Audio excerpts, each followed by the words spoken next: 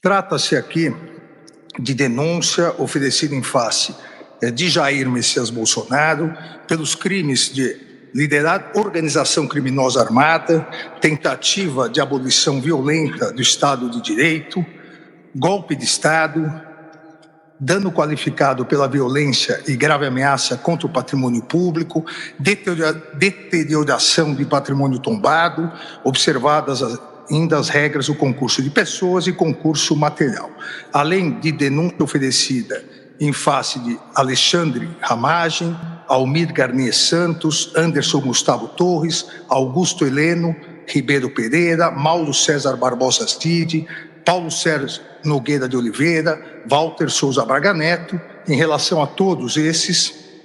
a denúncia foi oferecida pela prática das condutas de organização criminosa armada, tentativa de abolição violenta do Estado Democrático de Direito, golpe de Estado, dano qualificado pela violência e grave ameaça e deterioração do patrimônio tombado, também sobre as regras do concurso de pessoas e concurso material. De acordo com a denúncia oferecida pela Procuradoria-Geral da República, os fatos criminosos são, ou a descrição dos fatos criminosos, a descrição é a seguinte: diz a Procuradoria-Geral da República: a responsabilidade pelos atos lesivos à ordem democrática recai sobre organização criminosa liderada por Jair Messias Bolsonaro, baseada em projeto autoritário de poder, enraizada na própria estrutura do Estado e com forte influência de setores militares. A organização se desenvolveu em ordem hierárquica e com divisão das tarefas preponderantes entre seus integrantes.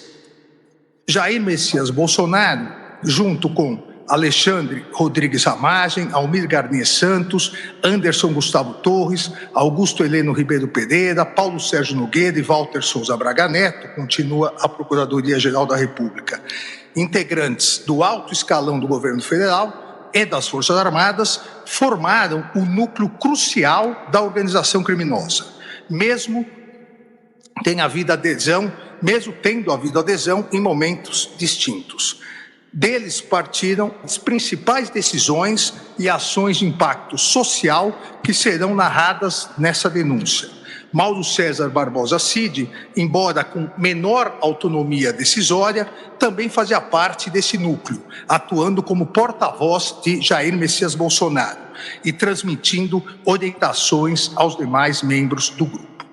Na sequência, a Procuradoria-Geral da República continua: a natureza estável e permanente da organização criminosa é evidente em sua ação progressiva e coordenada, que se iniciou em julho de 2021 e se estendeu até janeiro de 2023. As práticas da organização caracterizaram-se por uma série de atos dolosos ordenados à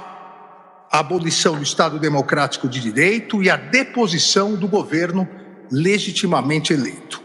A ação coordenada foi a estratégia adotada pelo grupo para perpetrar crimes contra as instituições democráticas, os quais não seriam viáveis por meio de um único ato violento. A complexidade da ruptura institucional demandou um iter criminis mais distendido, em que se incorporavam narrativas contrárias às instituições democráticas, a promoção de instabilidade social e a instigação e cometimento de violência contra os poderes em vigor. A consumação do crime do artigo 359-M do Código Penal, tentar depor, por meio de violência ou grave ameaça, o governo legitimamente constituído, ocorreu por meio de sequência de atos que visavam romper a normalidade do processo sucessório. Esse propósito ficou evidenciado nos ataques recorrentes ao processo eleitoral, na manipulação indevida das forças de segurança pública para interferir na escolha popular, bem como na convocação do alto comando do Exército para obter apoio militar à decretação que formalizaria o golpe. Continua a Procuradoria-Geral da República expondo que a organização criminosa seguiu todos os passos necessários para depor o governo legitimamente eleito, objetivo que, buscado com todo o empenho e realizações de atos concretos em seu benefício, não se concretizou por circunstância que as atividades dos denunciados não conseguiram superar a resistência dos comandantes do Exército e da Aeronáutica às medidas de exceção. Os denunciados também encadearam ações para abolir violentamente o Estado Democrático de Direito. Minaram em manobras sucessivas e articuladas os poderes constitucionais diante da opinião pública e incitaram a violência contra suas estruturas. As instituições democráticas foram vulneradas em pronunciamentos públicos agressivos e ataques virtuais, proporcionados pela utilização indevida da estrutura de inteligência do Estado. O ímpeto de violência da população contra o Poder Judiciário foi exacerbado pela manipulação de notícias eleitorais baseadas em dados falsos. Ações de monitoramento contra autoridades públicas colocaram em risco iminente o pleno exercício dos poderes constitucionais. Os alvos escolhidos pela organização criminosa somente não foram violentamente neutralizados devido à falta de apoio do alto comando do Exército ao decreto golpista, que previa expressamente medidas de interferência nos poderes constitucionais.